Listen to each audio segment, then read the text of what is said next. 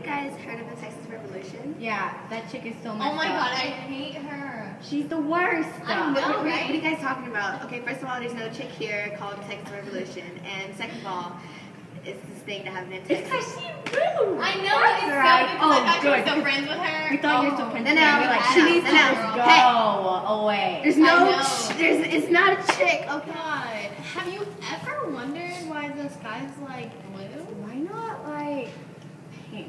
Everybody loves pink. Yeah, everyone loves pink. This thing in the store, like, love pink. Love pink. You love pink. And why not pink? And what are those fluffy things? Like, Cotton they taste candy like in the candy. sky. Just like, Can you please You're explain to bad. them? Can you please explain to them about the Texas Revolution? How it's not a girl Because it's or a your guy? brother. oh! Okay, first of all, I the get it. Texas Revolution was a revolution that happened hundreds of years ago. And it was a war between Texas and Mexico while they were trying to gain their freedom. Oh, so it was like one of those like cat fights, you know? Like, no. with the girls, like, No, it was a war, you know, like Yeah. gunshots and everything. Oh. oh. So, like- So they were fighting with guns, like, pew pew, No, like, not like Charlie's Star Wars, Angels or but like something? like old style wars, you know? So like Indiana Jane. No. First of all, it's not Indiana Jane, it's Indiana Jones. Jane. Oh, No. It's a girl It's a who war. carries flip flops everywhere. yeah. I do that. I should be in a war. No, it's a war, you know? I'll go with you. Yeah, let's do Oh, it. God. Oh my god. God. It's weird, like, oh my. Do you see what I'm doing? Why are you even in school, you know? Yeah, exactly. Why? How'd you even get? Have I just been insulted? How'd you even get into middle school? Like, for real? What's wrong with Daddy that? rich Are or we something? like? Are we like stupid? Yes, pretty much, you know? Dumber than a No, box of no, rocks, y'all you are know? the stupid ones. We know what you were talking Well, about. we're focusing on the Enlightenment, which is pretty much the beginning of the Texas Revolution. And the Enlightenment, when you need to know about the Enlightenment, is it challenged the divine right of kings, which is this theory that God gave the right for the king and his sons and his sons and his sons and his sons and his sons and generations of sons to rule. So the Enlightenment challenged the divine right of kings, the theory that God gave the king and his sons the right to rule, and his sons and his sons and his sons. And it started with Spain ruling over Mexico, which is a little that big compared to Spain, but it is. So they had their own issues, but they didn't feel like Spain knew that. So they said, we want independent Spain. And they fought a 10-year war for their independence, which is September 16th, 1810. In a small summary, and we're going to go deeper into these sections as we go along. So you'll learn about a man named Father Hidalgo, and Mexican independence, freedom of immigration, and the rights. But the Enlightenment challenged the divine right of kings and its theory.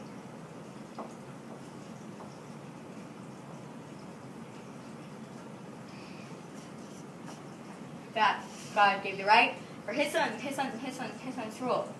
Over and over. I know that. Enlightenment challenged the divine right of kings, theory that his God. So, this is the follow-up to the Enlightenment. It's called the Grito de Dolores. And we talked about how Mexico wanted independence from Spain because Spain didn't know what was going on all the way in Mexico and what their issues were. So Father Hidalgo, a Mexican man who was old and who wanted to get Mexico what they wanted, gave a speech called the Grito de Dolores. And the Grito de Dolores transfers, literally, to the cry out, Dolores. So, it means to cry of Dolores, which is in Spanish. And Dolores was a little Mexican village way somewhere around New Mexico. This is not the exact location. But he gave a speech. It made them want independence from Spain. And his speech rallied them to get independence. And that is the Grito de Dolores. Alright, so this is the follow-up to Father Hidalgo's Grito de Dolores, the Cry of Dolores. And it's Mexico getting independence from Spain. And since Spain was ruling over Mexico, which is all the way over here, oceans and oceans away. This is an ocean. This is like a lot of water. And there's Spain, top dog, in the doghouse. They went to war after the Green de Dolores. And there was 10 years of fighting. Approximately 10 years, roughly. And so they fought, and they got their independence from Spain, which was on September 16 in 1810. Mexico received its independence from Spain. So, Mexico's Independence Day, September 16th, 1810, 9/16, 1810. 10 years fighting, gets independence from Spain, Mexico. Mexico, Independence Day, September 16th, 1810. The father of Mexican independence, they say, was Father Hidalgo, if you guys remember him, that I talked about earlier.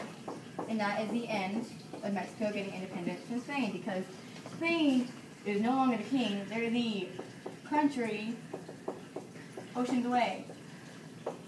So immigration from Texas and differences between Texas and Mexico. When Texas came along, Mexico tried to take over it from the southern United States. People came, put signs on the door that said, GTT gone to Texas. And then this man named Moses Austin came to bring people here. He was the first impresario that was white and Anglo-American, somebody from like Scotland and Ireland, Spain, and everywhere else in the world is white, like England and stuff.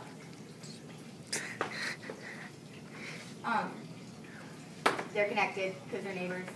And then he died trying to get his grant to be an impresario, somebody who brings people to another part of the world. He didn't, so he takes his son named Stephen F. Austin. Does do this for me. And Stephen F. Austin used to be a lawyer, so he knew how to get everything done. So he brought the old 300, the original 300 families that came to Texas before Mexico said, no more people, no more. And that is when the differences arise, because Texas wants what they want, and Mexico wants what they want. So they're like starting this big thing. You guys know what a fight is? Just verbal, like back and forth saying, oh, we're going to do this, but never really doing anything that much. So that happened, and then Stephen F. Austin had to stop, and that is the end of immigration from the U.S. The Gulf of Mexico. 10 Texans and 5 Mexicans were killed. Killed, and they were out of ammunition, so they have to surrender. They discovered that the conflict had already been resolved. The Convention of 1832 and 1833. The Texans were pleased with their victories. About 56 delegates met in San Felipe in October 1832. They asked, however, of the repeal of the law of April 6, 1830. In addition, the delegates requested better protection from Native Americans and the creation of public schools. Stephen F. Austin went to San Antonio, gained in the support of the Teja. The Battle of Gonzales. Okay. The word spread that the Mexican soldiers planned to return from San Antonio to take Cannon. About 160 soldiers relied on Gonzales and elected J.H. Bazar as their leader. Francisco Cancela, led 100 men to Gonzales to take Cannon. They arrived on September 21st, and seeing the armed Texans waiting on the other side of the Guadalupe River. On October 2nd, Moore's men crossed the river and fired, but led the cannon to Mexican soldiers. Gonzales. Okay, so this is the law of April 6, 1830. It's to follow up the states' rights, and this means They repealed it. The law of April 6, 1830 repealed states' rights. They said no more states' rights. So it canceled immigration so it's been no more southern U.S., no trade. Well, if you could have, no trade is in the fact that nobody wanted to trade because they would custom duties taxes you, which means you would get taxed so much you'd be broke. There's no impresarial grant, so the stuff that Stephen F. Austin was doing over here in Texas, they said no more of that. And they didn't like that, so they said, we're not going to listen, so no, not going to work. It started this big thing. And this is our symbol for a fight or a revolution. And that is what the law of April 6, 1830 did. It repealed states' rights. No more any of this. And this that I explained is known as the 4 provisions.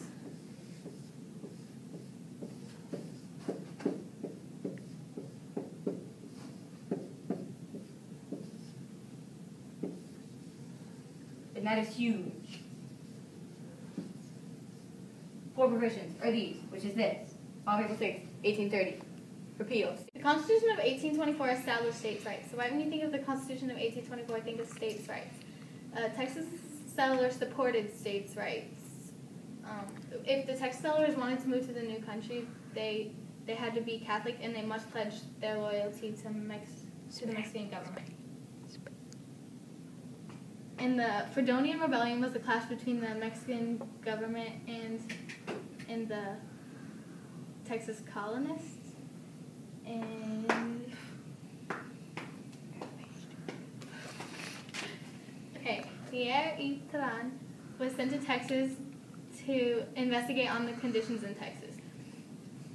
He was there for about a year, and his report established a slavery in Texas. Santa Anna was a centralist and was against states' rights. But the citizens thought he was for states' rights because that's what he said at first. So the colonists liked him. The citizens were happy at first that Santa Anna took charge, but then they changed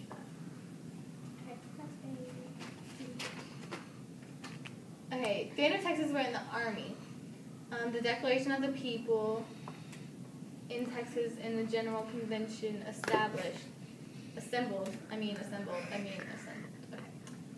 Yeah, that's it. That's it. This army remained unorganized, thinking that the Mexican troops wouldn't attack until spring. That would have cost them their next encounter at the Battle of the Alamo. The Battle of the Alamo is the most famous battle in Texas history. The Alamo, former mission, became a fort with 21 cannons, making the Alamo the most heavily defended fortress in the western part of North America. The Texan troops knew that they did not have enough soldiers to fight the battle, so they sent a letter to the rest of Texas asking for their help. That would have later become the most famous letter in Texas history. Okay, onto the Battle of Goliad. The Battle of Goliad, I messed up. It's fine. Just keep going. Okay. Just keep going. It's the Goliad Massacre. Lots of immigrants from the United States were arrested and later killed by the Mexican troops. They hoped that they did not. The Texan troops hoped that they would let them go, but they killed them. The Battle of San Jacinto. Houston's army was heading to Louisiana. Instead, they went south to encounter the Mexican troops. The battle lasted about 18 minutes with 800 Texans and 1,300 Mexicans. Still, Texas won that battle. The Texans screamed, "Remember Goliad," while they were fighting. I'm done. So Texas now has no big issues with Mexico, Or the southern U.S. or customs duty taxes, Or the 4 provisions. or pretty much any of that. So basically, it's now over.